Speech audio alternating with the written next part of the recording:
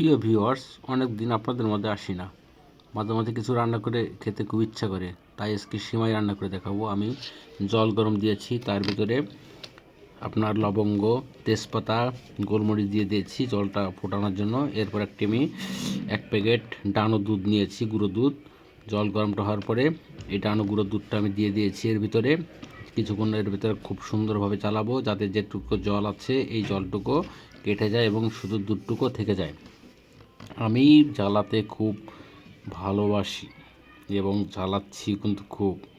দেখবেন আপনারাও জ্বালাবেন, জ্বালাতে জ্বালাতে নিজেকে খাঁটি করে তুলুন।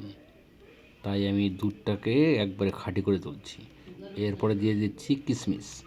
দুধের ভিতরে কিছু কিশমিশ দিয়ে দিচ্ছি। কিশমিশটা দিলে সেমাইয়ের স্বাদটা খুব ভালো হবে কিশমিশে, এবং খেতেও খুব সুস্বাদু লাগবে। ব্যাচেলর হয়েছি বলে কি আমরা সিমাই খেতে পারবো না? তা কী করে হয়? ব্যাচেলর মানুষের সিমাই রান্না করতে জানে, ভুলবেন না। আমি 1 প্যাকেট সিমাইটা নিয়েছি। এবার আমি চিনি দিয়ে দেবো। তীর মানে ছিটি গ্রুপের চিনি, খুব ভালো চিনি। আমি এই চিনিটা দিয়ে দিচ্ছি এই কাঠের চামচের মেপে মেপে আমি চিনিটা দিচ্ছি। দেখেন আমি কয় চামচ চিনি দিলাম। 2 চামচ, এই যে 3 চামচ, পুরো ফুল ভরা ভরা 3 চামচ চিনি আমি দিয়ে এটা নেড়ে চেড়ে এটাকে চিনিটা গলিয়ে আবার ভালো করে জ্বালাতে হবে, কারণ চিনির যে একটা জল আছে জলটাও টানিয়ে নিতে হবে।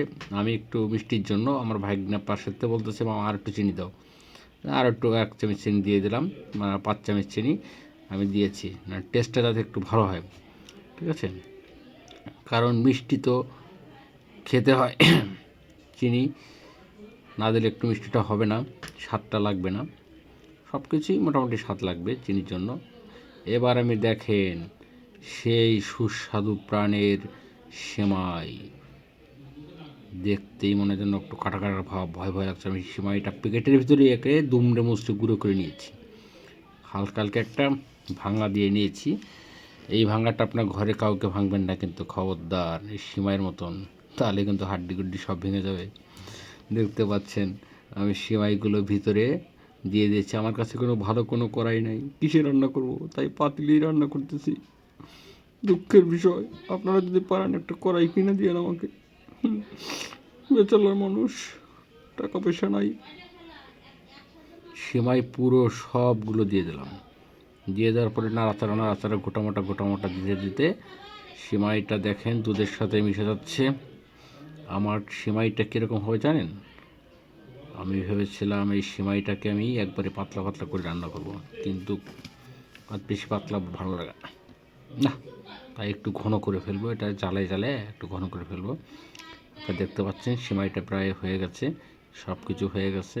খুব টেস্টটাও অনেক ভালো। এরা আপনার ভিতরে দুটো গোলমরিচ না, এলাচ দিয়ে দেবেন, যাতে ঘ্রাণটা খুব সুন্দর হয়। বুঝতে পারছেন? বেচারার মানুষের রান্নাঘরে খেতে কিন্তু একটু ভালোই টেস্টি লাগবে।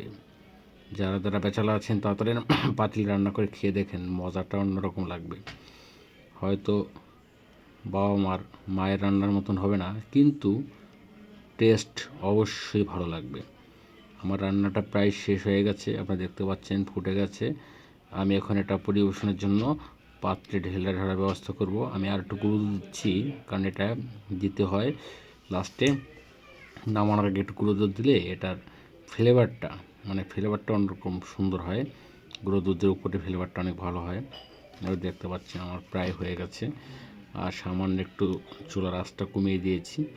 আহারে, মনে চেটে চুটে খাই। আমার হাতাটাও চেটে খাওয়ার জন্য ধরে রেখেছে। আমার রান্না শেষ। উপরে আর কয়েকটা কিশমিশ ছড়িয়ে দিন, দেখুন অনেক সুন্দর লাগবে, দেখতে অনেক ভালো লাগবে। আসলে কি জানেন, আমার না খেতে খুব ইচ্ছা করছে। আপনারা কেউ চেয়ে থাকবেন? বাই বাই, টাটা, আমাকে খেয়ে নেই। Bye bye.